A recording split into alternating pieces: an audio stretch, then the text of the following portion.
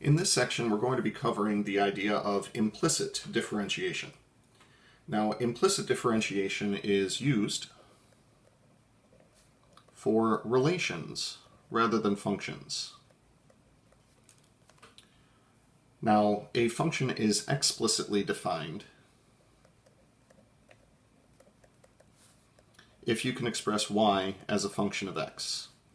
Thus far, that's been pretty typical as far as what we've seen as far as our functions are concerned. If you have something that is implicitly defined, it means that you don't necessarily have y as a function of x. So an example of something that is implicitly defined would be something like a circle. An implicitly defined relation is something where you haven't necessarily solved for y. Now, this would be referring to a circle, radius of 5, center at the origin. Now, I know for a fact that the ordered pair 4, 3 is on here because that is one of my favorite triangles right there, the old 3, 4, 5 right triangle. Now, just because it's a circle, does that mean that we wouldn't be able to figure out the equation of a tangent line? So, can I get the tangent line? Now, using techniques that we've talked about thus far, I can certainly do that if I can solve this for y. Now, the good news is I can solve this for y. So x squared plus y squared is equal to 25. Subtract x squared from both sides, and then take a square root. Now, when I take the square root of both sides of an equation, I have to include the plus or minus sign. Now, the significance of the plus or minus sign here is that this relation is actually two different functions. You have the top half of the semicircle, that would be the positive square root, and you have the bottom half of the circle. So top semicircle and bottom semicircle. There we go. Bottom semicircle would be the negative square root. Because I'm dealing with the top part of the circle, I'm going to be dealing with just the positive square root. Now, with that in mind, in order to take this derivative, I want to make sure that it's in a good form for us to do so. So I'm going to call this 25 minus x squared raised to the 1/2 power. That way, when I differentiate dy over dx, I can apply the power rule, 1/2 times 25 minus x squared to the negative 1/2 power, and then apply the chain rule, taking the derivative of the inside. 25 becomes 0, and minus x squared becomes minus 2x. Now, this can be combined back together by pointing out that we have a 1/2 with a factor of 2, and that those can cancel each other out. Going back to a radical, this would give us negative x divided by the square root of 25 minus x squared. From here, all that remains is to take the x value and plug it into this expression to get our slope of the tangent line. So dy over dx is equal to, evaluated at x equals 4, will be equal to negative 4, over the square root of 25 minus 4 squared. Simplifying this completely would give us negative 4/3. Once we have the slope of the tangent line, and we have a point on the line, we should be good to go. However, it's not always the case that something given to you implicitly, we can always solve for y. So with that in mind, suppose that I wanted to talk about the Folium of Descartes.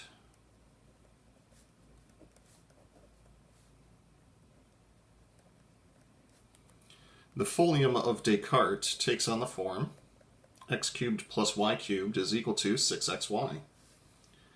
Now, with that in mind, the graph of the Folium of Descartes looks approximately like this. Now, I know for a fact that the ordered pair 3, 3 is on the graph of this function. The graph of this relation. Now, with that in mind, could we still calculate the slope of the tangent line at this point? And the answer is, well, this would be a really silly video if the answer was no. The problem is, do you want to solve this for y? And I have a spoiler alert for you. The answer is no, you do not want to solve this for y. With both a cubic term and a y to the first power term, this is, I'm not going to say impossible. You don't want to do that. Absolutely not. So with that in mind, let's talk about the following technique. It is referred to as implicit implicit differentiation.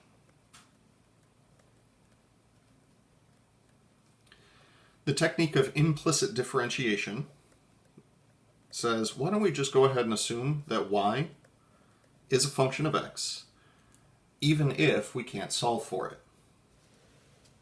So without solving for y,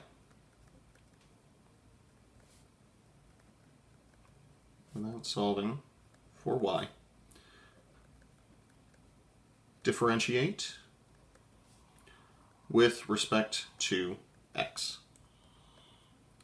So as it would apply to something like our circle that we had just a moment ago.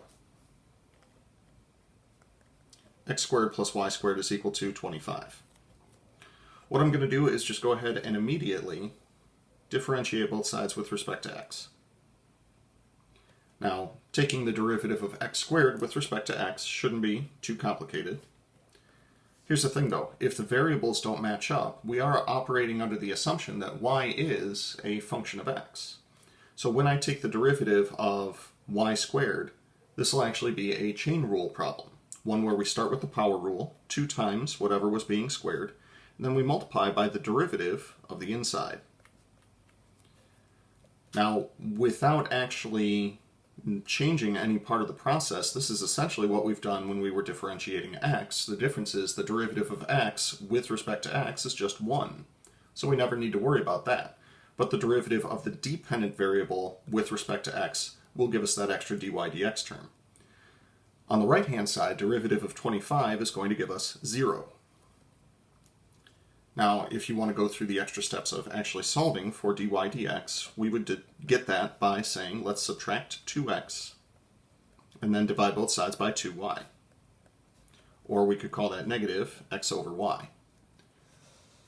I would like to compare that to the result that we got in the other method. In the other method that we got, we had negative x divided by the square root of 25 minus x squared, but the square root of 25 minus x squared is exactly what y was.